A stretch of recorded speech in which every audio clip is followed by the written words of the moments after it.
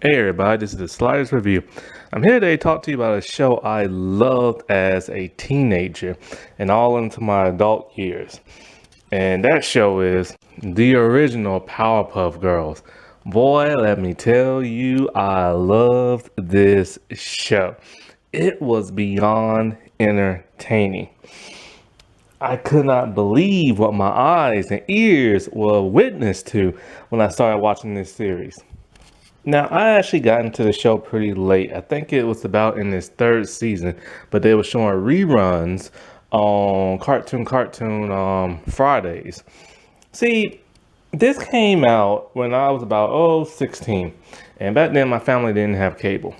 But then when I was 18 and a senior in high school, my family got cable. And of course, like most people, what they do when they first get cable, they're constantly just like flipping through the channels.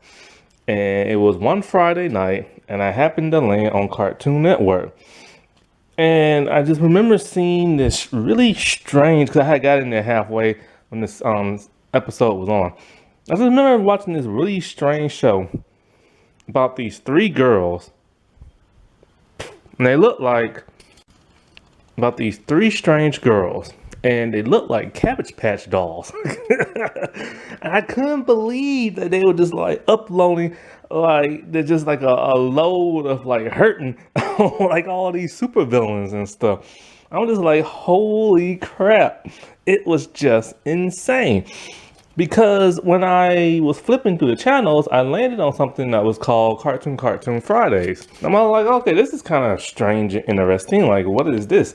Like a bunch of cartoon characters, all like that look completely different. They're all like in the room and they're like partying and dancing and stuff. Ah, the good old days of Cartoon Network. You don't see that no more. And yeah, so like the Powerpuff Girls, there pretty much is this. A guy named Professor Eutonium, he was trying to create the most perfect like girls. So he added sugar, spice, and everything nice. But then Mojo Jojo was his monkey at the time and wasn't enhanced. Bumped into him and he spilt Chemical X into the concoction. And then boom, the Powerpuff Girls were like born and stuff. And so, like, you know, the intro just says it all, man. Well, I just basically just said the intro. And so, like, yeah, they use their superpowers to, like, fight evil and stuff. And it's pretty cool because they have pretty much, like, Superman powers. Flight, speed, strength, heat ray, x-ray vision. They can hear from long distances. And one of them has ice breath. Every episode will begin and end with narration from a person simply known as the narrator. Now, this came out in 1998 and it lasted all the way until 2005. And it lasted for 6 whole seasons. It had like a special, and then it had this weird special called Pants Dance. And then sadly, the show got canceled, and then when it got canceled, they came out with a reboot. And when they rebooted it, the original creator, he was not a part of it. And not only that, but the original 3 voice actresses, they wasn't a part of it either. Cartoon Network pretty much scallywagged them. Now Blossom, she's the leader. She has reddish brown long hair that she puts up in like this little ribbon that's on top of her head that's red, and her main color is pink. She has all the powers of her sisters, but she also has ice breath. Now she is voiced by the actress named Kathy Kavanaghdini. And so like she's like really smart, really intelligent, she's extremely brave. And she's like a little, kind of like a little bit of a brown noser. She's a little bit of an instigator. She's a goody two shoes. You know, she is like by the books, but sometimes she will deviate from it. Like there's this one episode where she was caught like stealing and then lying because the professor wanted these golf clubs, and then after Mojo Jojo had like destroyed some stuff, she found them, or she found the store, and the store had been broken into, and she just like took them. And it's weird because it's like, you know, the girls, they fight for truth and justice and everything, but they can be very selfish because they are extremely young in elementary, kindergarten to be exact. And so it's like sometimes they do get a little selfish and they use their power for like personal gain. And even they are subject to go to jail as well, as she did in that one episode. Bubbles. Bubbles is my favorite. Bubbles is like the baby of the group. She's a huge goober. And so she's voiced by Tara Strong. And her color is like light blue. She has long blonde hair and pigtails. And everything about her is just so gooberish, like the way she talks. She loves pretty things like flowers and animals. And it's just like she's just like a little sweetheart. But she has a mean streak to her too. Like there's this one episode where she considers being like so soft and everybody else is a lot tougher. So she decides she wants to go hardcore and everything. And then when she starts like whooping on like the villain, she tears them up. And then it gets to the point where she gets a little too hardcore and she just starts like beating up people who are like committing tiny crimes like littering and stuff. And then later on in the series, she starts getting like a little more like sassy. That's the kind of part where I didn't like. It just like don't ruin a good thing. Just have her be cute. She can be like rude, mean, but she does it in like such a cute way. She's also like the crybaby of the group. Like when she gets picked on, she just starts like wailing in tears. And my God, man, she loves animals. This one episode was probably like my favorite of them all. It's where like she always finds these animals and she brings them in. The professor doesn't want her to do that. And so then she brings a baby whale into the house. They have to hide it from like the professor. And then he's all like, if you love something, you should let it free. She goes to the zoo, lets all the animals out as they're like running amok throughout the city. She's like, free, free, everybody's free.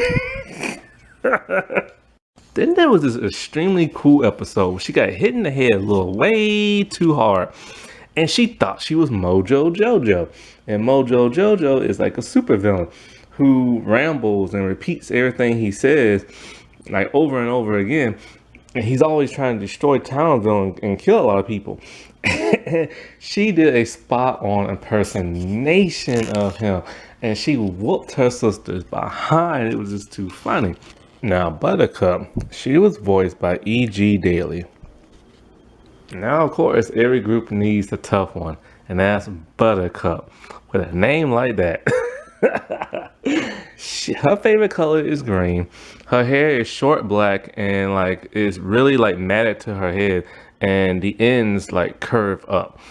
And she is constantly tough and pissy, and she has kind of like this deep, raspy voice. Almost like boyish because she's very tomboyish and she loves working out. She loves being the strongest. She loves being like the toughest. But she does have like a little cute girly side to her, but it's rare, like very, very rare. Like there's this one episode where, what was it? She plays too rough, especially she always picking on Bubbles. And she actually knocked out Bubbles too by mistake because she was playing too rough. And so the professor told her to put under your pillow, and she got like a whole $1 the next morning. Buttercup went like nuts. Like she couldn't believe. No, wait. No, it was something that she got money first.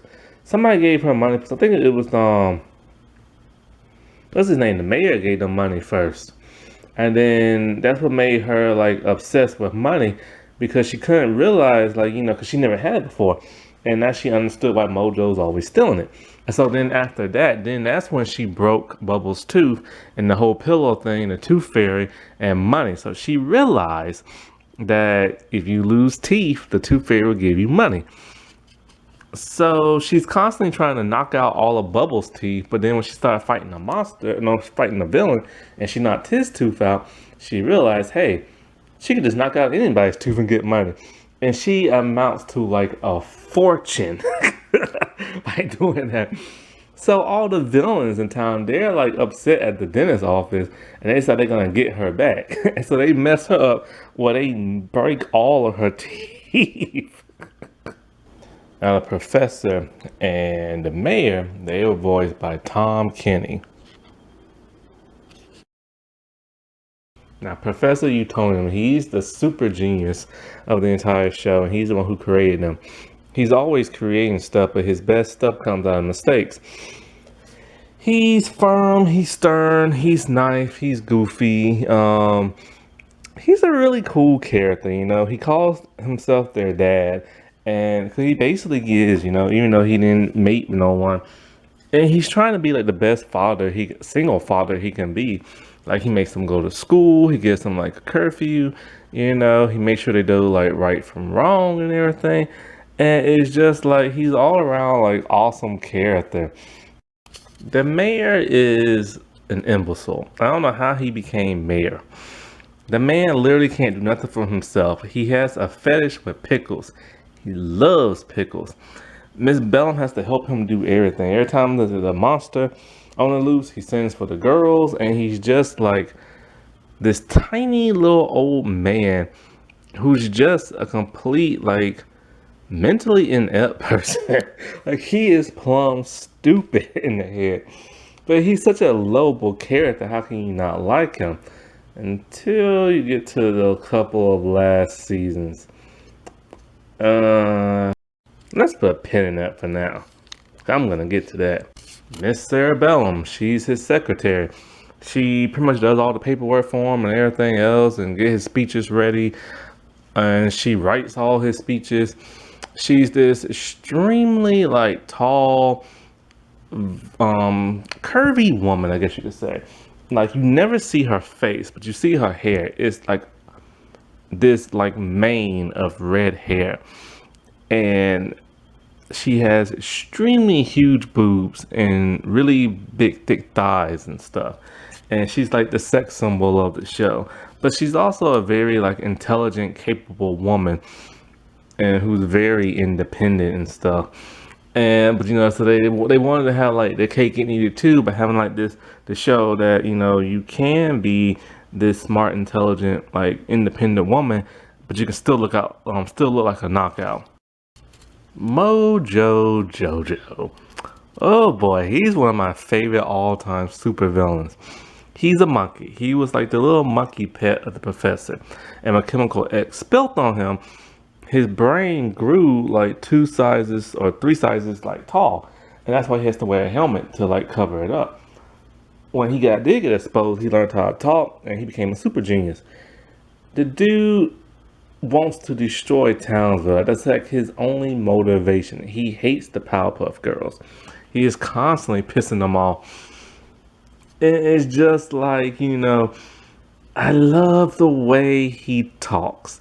Like he just doesn't say like a simple sentence. He constantly rambles, repeats, reiterates what he is saying, but in different phrases, in different modes. And he never shuts up. That's what I just like. I love the way this dude talks. And he is voiced by Roger L. Jackson, the voice of what's his name? The Scream Killer. Ghostface. I could not believe that. But yeah, Mojo Jojo is highly intelligent. He has like an array of weapons that he creates, mech suits, and like just everything. Princess Mobux. She is the spoiler brat, mean girl. When she sees the Powerpuff, she's super, super, super rich. And if she goes to Pokio's Elementary, she sees the Powerpuff Girls and she wants to be one. They tell her you can't because you ain't got no powers. So that turns her into a villain. And so she has all that money and she creates all this like mech stuff and exosuits. And she just wants to destroy the Powerpuff Girls because they rejected her. Him is a very unique character. They call him because they can't say the devil or Satan on the show. But yes, that is who he is. He is Satan. He is Lucifer. He is Nicholas Stratch. He is the devil.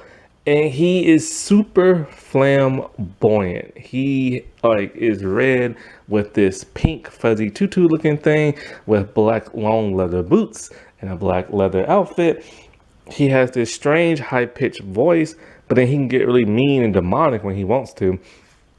And he just wants to create chaos throughout the entire world and just have everybody like suffer and be in pain and like stuff like that. Now his sexuality has never been explained, and it couldn't because this was like the late '90s and stuff. But yeah, he's super, super, super flamboyant.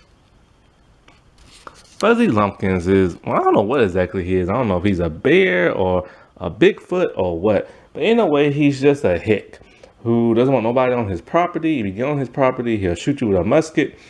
And he's plumb stupid in the head. He's like a stereotypical redneck. The Gang Green Gang. They are a group of teenage boys who just wreak havoc on Townsville, pulling pranks, and just like making people's life miserable. They're just a bunch of punks, and they call it the Green Gang Green because, well, they're green with gangrene. The Amiibo Boys, they don't really be featured that much. They're basically just like old school mobsters that are amoebas, and they're very stupid in the head. They're very slow. Excuse me. And it's just like they're not really a threat whatsoever. The Rowdy Rough Boy, now they are cool. They first showed up in the first season. Mojo Jojo wanted something that could like defeat the Powerpuff Girls, so he could create his very own version, but boys. And so he asked the professor, how did you make the girls and stuff? And so the Rowdy Rough Boys, they're the clone versions kind of like of the girls. And they match their color scheme, except for the leader. He has red instead of like pink. And they are just like jerks who are like, they can just like whoop on the girls. And so Miss Bellum, she tells them, use your feminine wiles to stop these boys. So they kiss them, and when they kiss them, the boys explode. So the thing about the Powerpuff Girls, like I said before, they fight for truth and justice and all that good stuff, but they can be very selfish. And when they are selfish, it's really ironic, because here they are. If somebody does like the littlest crime, they'll beat the snot out of them. But then when they commit a crime, it's just like they want to be forgiven. And they're like, oh, we sorry and stuff like that. And it's kind of like they know what they're doing, man. And so it's kind of like, what's cool is like, when they fight their villains, they literally beat the snot out of them, like the literal snot. I'm not even joking, like the snot that comes from their nose. There's blood everywhere. There's teeth being knocked out, bones are being broken, guts are flying everywhere. When they fight Mojo, they're always making sure they like bust his little helmet thing and expose his brain, because his brain exposes outside his head. And I mean, they literally when they fight monsters, sometimes they will kill and explode a monster. Like, it is just nuts. And that's the whole fun of this show. They're these cute, cuddly little Cabbage Patch looking girls who is as strong as Superman, as strong as the Hulk, and as powerful as Superman. Like, it's just like nuts. Now, many seasons later, they showed up, I think in the 5th season. Him brought them back, and he enhanced them to where if you kiss them, they won't die no more. Also, their hair, or two of their parents' hairs have changed. The red one and the green one.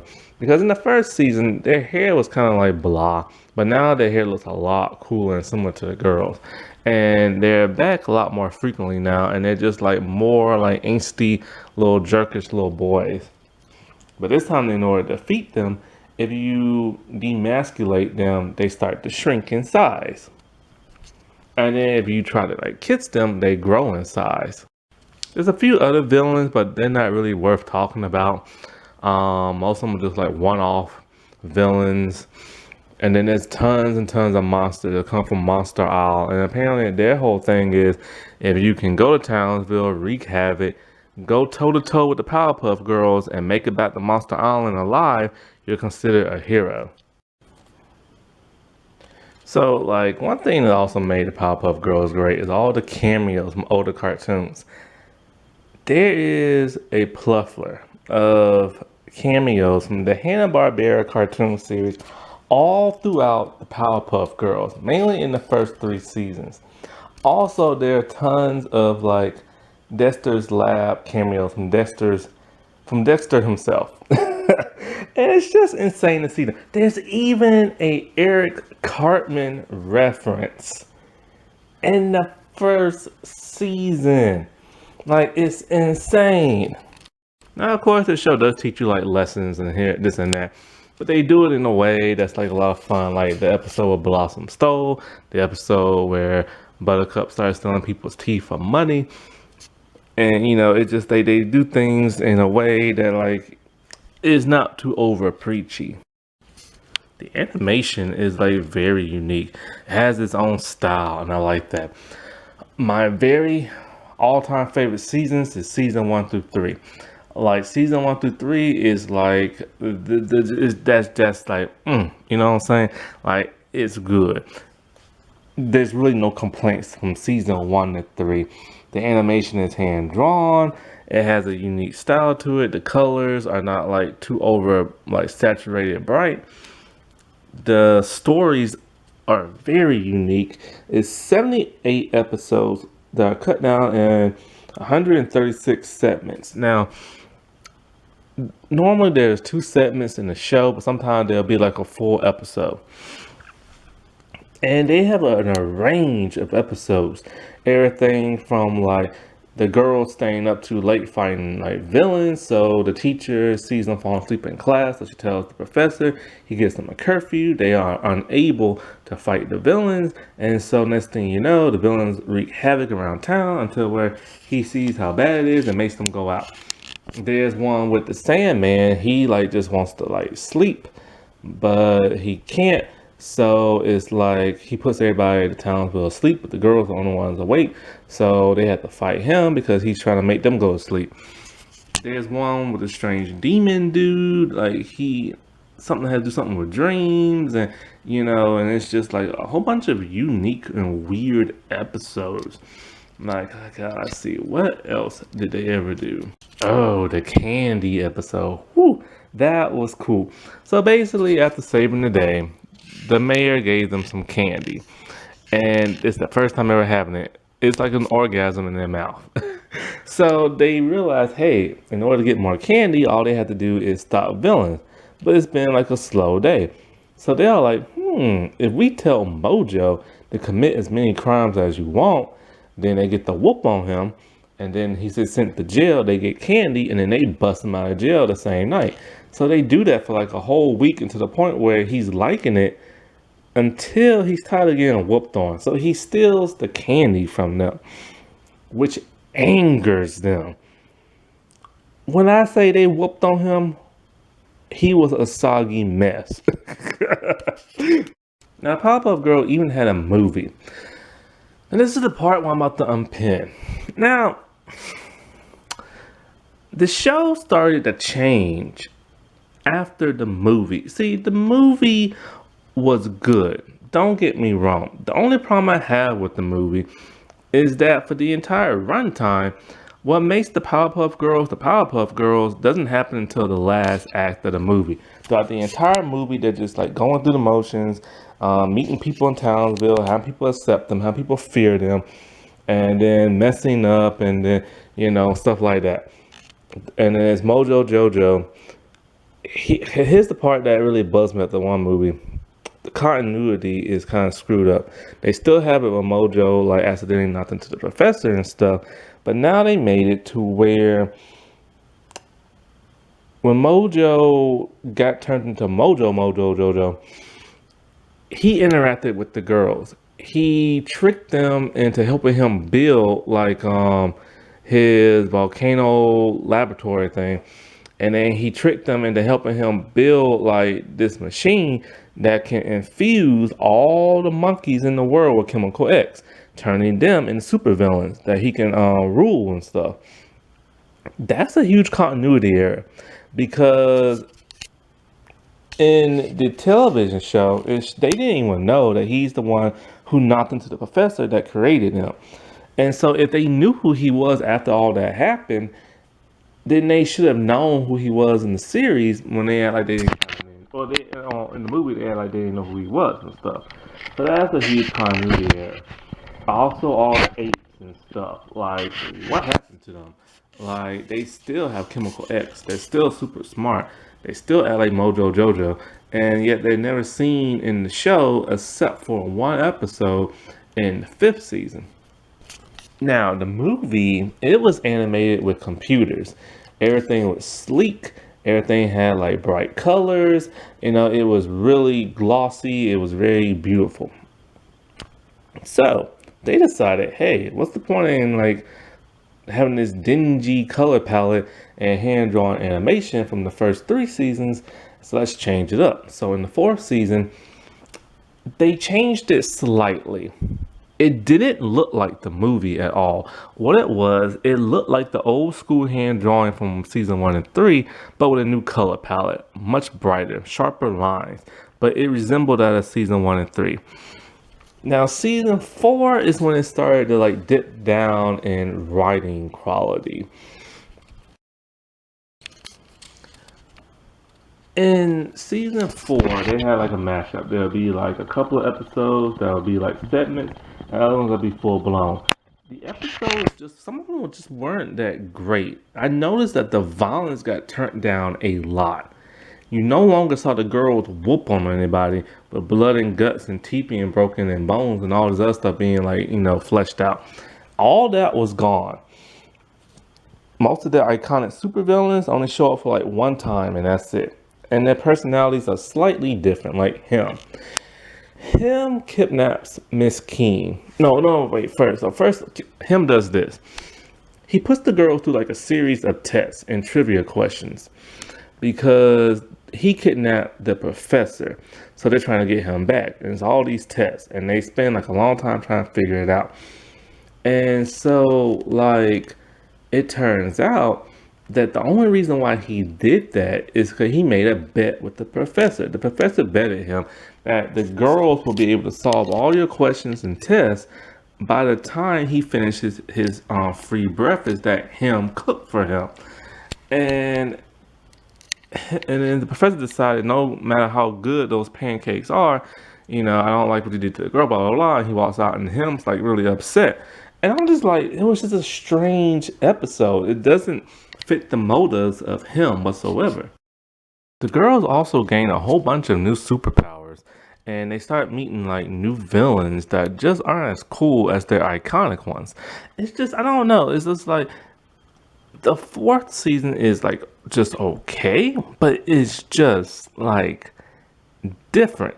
And then the girls, they act slightly different. Bubbles is more sassier. Buttercup is more like extreme. Blossom is more like goody two shoes, and it just had a strange feel, and I couldn't understand why at that time. Then the 5th season came around, and that's when things really changed. They got rid of all their segments, and now they were just like full-blown episodes. And then next thing you know, the animation changed greatly. It changed the same way Dexter's Laboratory did, where you will have like these small characters on screen in these wide open space backgrounds whenever they're in a room. The color was even more brighter, and not only that, but the animation had finally changed. It was way more sharper. It was way more computer graphics, and now it resembled that of the movie. It's like, it's weird. The girls, they had the same resemblance, but there's just something altered about their face and their hair and their bodies and stuff that makes it's not as dramatic as Dexter's Laboratory went in that 1/3 or 4th season. They went overboard in that with a redesign. With this, it's just like it's slightly off. The violence came back, which was good, but it wasn't as hardcore violence as it was in the first 3 seasons. And then I just started to notice that like the episodes started to get lame. And I mean they started to get very lame. And I'm just like, what happened to the Powerpuff Girl? What happened? They lost their edge. And then I started looking at the credits. Craig McCracken had left. Now, he said on Twitter he left sometime after the movie to go work on another project. And it shows big time. Like, they brought back the same writers and storyboard artists and directors and stuff, but they just couldn't match Craig's tone in storytelling. And things just started going even more downhill from there. Even their recurring characters were lame. Mojo Jojo was no longer like cool and stuff. He just seemed kind of desperate. And the way he talked, he still talked the same. It just wasn't as cool. The mayor turned into, like, he was an imbecile before, but now he's just a crybaby. Like, there's this one episode where his toaster's broke. So he goes to Professor to fix it. And then he keeps crying, I want toast. He does that throughout the entire episode. And then so somebody put like chemical X on his toast and he ate it. Or no, wait. They put chemical X on something else and he ate it and he grew really big. So then he starts wreaking havoc on Townsville, tearing stuff up, talking about he wants his toast. And then when they finally tried to give it to him, he's like, no, I don't want it. And then so they had to make him eat it. And it's just like, why would he do that? Even though he's an imbecile, he loves his city. And he would never like destroy it and stuff. Also, one thing about this series, they never explain really what Chemical X can really do, because the side effects seem to be different for everybody else. Chemical X, with the sugar, spice, and everything nice, created the Powerpuff Girls, and they had Superman's powers. The Rowdy Rough Boys are very similar. However, with other characters, it's different. With monkeys, it gives them the ability to talk, and it makes their brains grow in size and brain power. With somebody like the mayor, it just made him into a giant. But then in this one chili episode, it just made people's fart turn into like a monster. And I'm just like, but it didn't affect the people. And I'm just like, so what exactly does it do? It has all these different effects. It gave a squirrel the same powers as the Powerpuff Girls. Another thing that got weird in the later season is that the continuity started to change a little bit. Like, okay, throughout the entire series, there's this talking dog. And everybody knows he can talk, even the girls. And then his very first and only solo episode, he's talking to the girls. And they had no idea he could talk. I'm just like, how did they not know he can talk? Bubbles literally talked to him in like the first season. Also, back with the continuity issue with that in the movie. Now, in the first season, when he made the Rowdy Rough Boys, he asked the professor, how do you make the Powerpuff Girls? Because he didn't know. And the professor told him and everything. But yet, in the movie, this don't make no sense. He knew how to make like the Powerpuff Girls and the Chemical X and all this other stuff. And he did it with all the monkeys. So how did he not know for the first season? Also, another thing that makes the Powerpuff Girls great is all the sexual innuendos and mature themes. There are so much throughout this entire series. It is unreal. Now, I've already listed some in that other video because a bunch of people got mad that the live action one's going to have sex and nude photos and Buttercup being like a lesbian and stuff. And it's just kind of like whatever, man, because it's like the cartoon had way more innuendo stuff than the live action show is about to have that's going to come out on the CW. And so it's like one thing I did leave out is that there's this professor guy named Richard, but they call him Dick. Throughout the entire episode, they constantly just call him Dick, and they put emphasis on that word and stuff. And there's just like other little like mature themes throughout the entire show that's just kind of like, oh my God, they're like so tiny. How could they not know? There's even a cussing episode where the girl constantly keeps saying the F word, but it's like beeped out with other stuff. It's like one of the coolest episodes ever.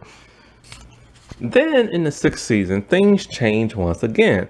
The animation went back to the style of the 4th season. They went back to segments. There's a mixture of violence and no violence. And for the most part, it's still lame. Like, it's not cool. When I originally watched this, I started getting irritated by the 4th season. And I think I might have even gave up somewhere in the 6th season. I just couldn't take it no more. It just wasn't good no more. So I decided to rewatch it again, and it's just kind of a bit of a chore. Like it's kind of hard, you know. And because like now, okay, like things are getting like stranger with some of the characters. Take the mayor. He's having a nightmare. And so he leaves his place, leaves his wife, goes to Professor's place, tells him to help him with his nightmare. So the girls, they go inside his dream, and his dream is totally okay. Everybody in Townsville looks like him. Him himself is this tall, muscular, British-sounding man. And there are pickles everywhere. He loves pickles. There are pickle cars, pickle buildings, this and that. So then the girls see like this pickle monster, and they decide to whoop on him. And that's what the nightmare was about. He gets upset that the girls whoop on the pickle monster because all he wants to do is give it a hug. What the world kind of episode is that? And sadly, ever since the movie came out, the show's never ever been able to recover. Like it just couldn't. And it's just like the first 3 seasons are the best. 4th is okay, and the last 2 is just not even really worth watching. Like it's just, it doesn't even feel like the same show because the creator left, and when the creator leaves, well, we all know what happened after that. Now then they came out with a movie special. I never saw that movie special. It's like a Christmas one. I'm gonna rewatch it soon. Well, I'm gonna watch it for the first time soon. When I get there, it'll be like a couple of days from now. But then they came out with that weird pants dance thing, and I did not like that whatsoever. The animation was disgusting looking, and I mean disgusting looking. The plot made absolutely no sense. There's this Dance Revolution machine. The girl put on these pants. When they put on the pants and dance to it, they turn to robots. Then they all have like different powers for some bizarre reason.